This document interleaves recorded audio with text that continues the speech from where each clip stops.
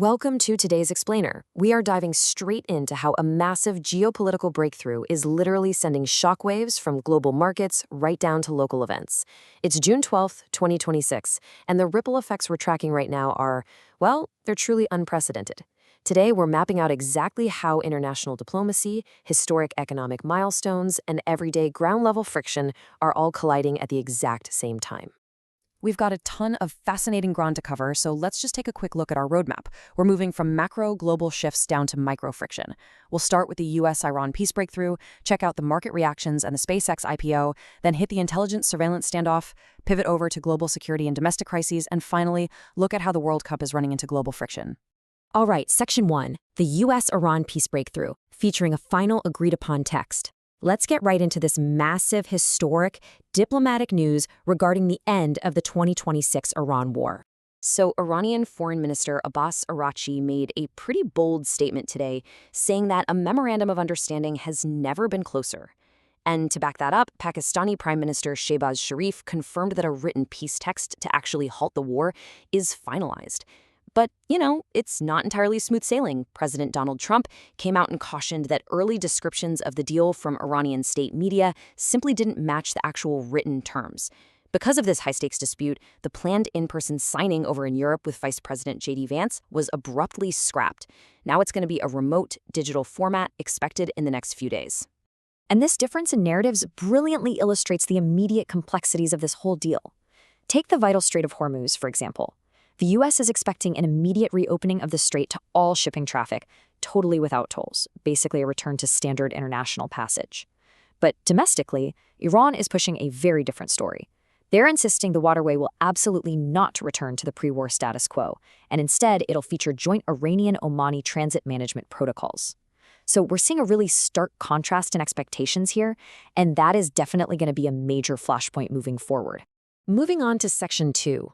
Markets react and the SpaceX IPO. Let's look at the economic shockwaves, because geopolitical peace rarely stays confined to just politics. $1 trillion. It's a number so huge, it's almost hard to even wrap your head around. But today, absolutely shattering global financial records, businessman Elon Musk officially became the world's very first trillionaire. This unbelievable, historic milestone was triggered specifically by the massive investor demand surrounding the highly anticipated public market debut of SpaceX on the Nasdaq. And what's really fascinating here is how the imminent Middle East peace framework is creating this totally inverse reaction in global capital. On one hand, Wall Street is rallying hard. Stock indices are surging between 1.8 and 2.5%, which makes it their strongest single-session rally in over 2 months. But at the exact same time, energy markets are cooling down rapidly. Global crude futures dropped sharply, nearing their absolute lowest levels since the war first broke out. It's just a prime example of how geopolitical stability can instantly shift global wealth. All right, that brings us to Section 3, the intelligence surveillance standoff and the FISA expiration. Because while global markets are out there celebrating, there's a deep bureaucratic standoff happening in Washington with some massive security stakes. To really understand the stakes here, we have to look at FISA's Section 702. Simply put, it's a legal provision that allows for warrantless electronic surveillance targeting foreign targets outside the United States. It's basically a cornerstone of modern U.S. intelligence. But right now, that vital monitoring is legally halted. Congress completely failed to reauthorize it because of severe political maneuvering over the vacant Director of National Intelligence role. So Washington is absolutely scrambling to fix this. With Section 702 expired and surveillance legally halted, the pressure is, it's immense. To bypass the bitter congressional deadlock that actually caused this blind spot in the first place, President Trump nominated former SEC Chairman Jay Clayton as the permanent DNI, and this immediately prompted Senate Majority Leader John Thune to announce that the Intelligence Committee is going to fast-track Clayton's confirmation hearing for next Wednesday. It's a highly accelerated, really tense push driven by the urgent need to get international intelligence monitoring back online. Let's transition to Section 4, Global Security and Domestic Crises, or what we can call the baseline friction. While Washington wrestles with international intelligence, the sobering reality of localized domestic crises hasn't paused for a single second. In Midland, Texas, a horrific act of gun violence took place at an abandoned veterinary clinic. Authorities confirmed that one victim was killed and 10 others were injured in a mass shooting. This tragic event finally ended when the suspect died from a self-inflicted gunshot wound. It's a really stark, heartbreaking reminder of the localized tragedies that persist, regardless of what's happening with global macroeconomic triumphs. Meanwhile, a very dark domestic political chapter closed in Minnesota today. Vance Bolcher pleaded guilty to federal charges for impersonating a police officer to execute the fatal shootings of former Minnesota House Speaker Melissa Hortman and her husband last summer.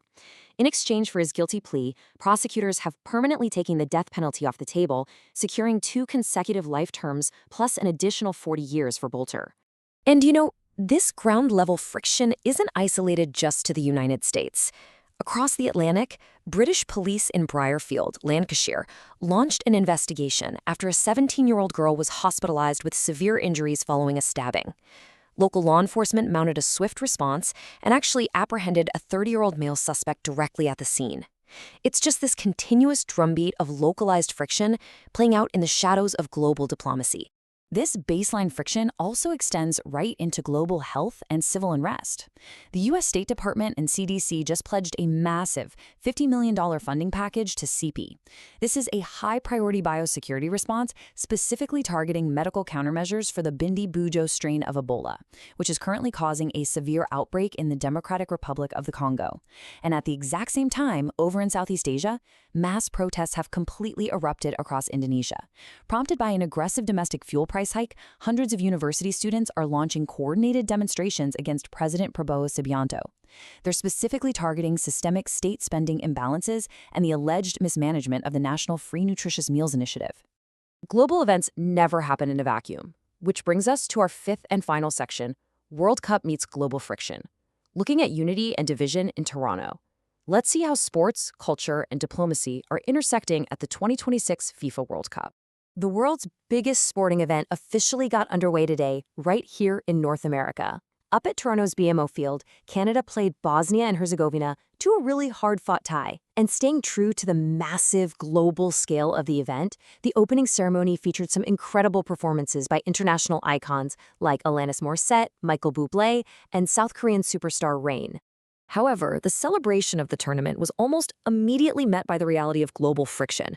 Large-scale pro-Palestinian demonstrations converged right outside the stadium gates in Toronto, with protesters objecting to FIFA's inclusion of Israel in the tournament and even hanging banners along the Gardiner Expressway.